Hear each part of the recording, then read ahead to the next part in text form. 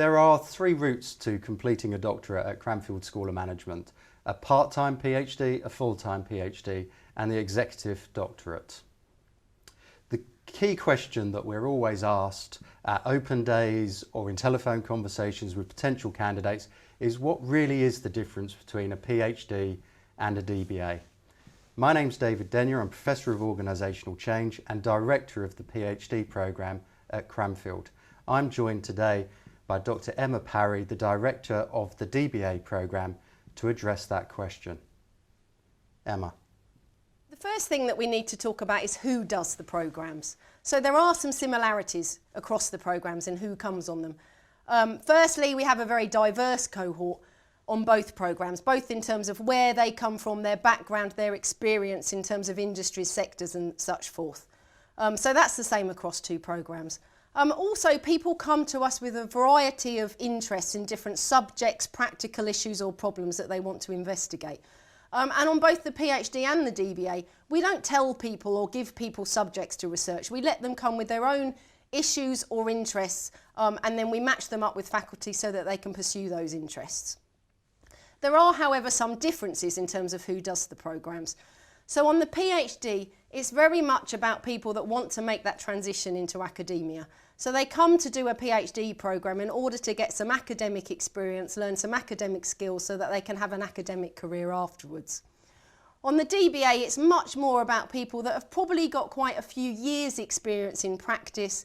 They're probably in quite senior roles within organisations and they want to stay in those roles. So they really don't necessarily want an academic career.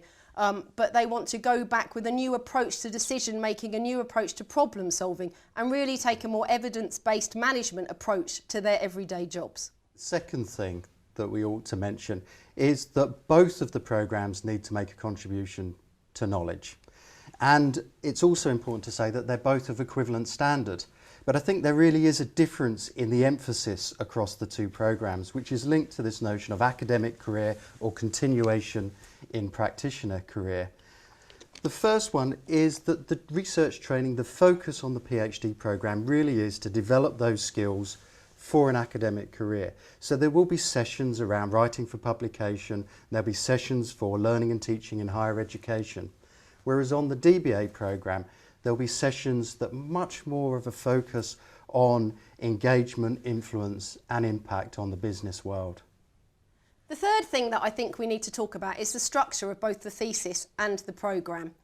So on both programmes, they're examined at the end by submitting a thesis of around 80,000 words and by going through a viva which will examine or test that thesis. So that's the same across both programmes, but the way that we get there in terms of the structure of the programmes is really quite different.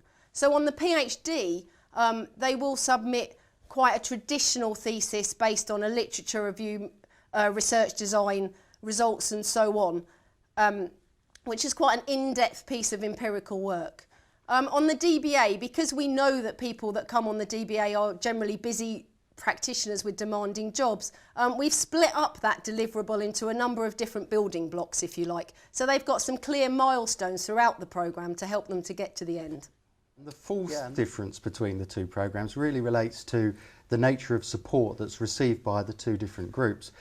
The PhD programme has a high level of support from a supervisor and members of faculty and from the research office, but the nature of the programme means that the training is undertaken in a cohort group of about 12 to 15 doctoral researchers, but then after year one, year two, there is a movement of integrating them into the research centres and the research communities of the school.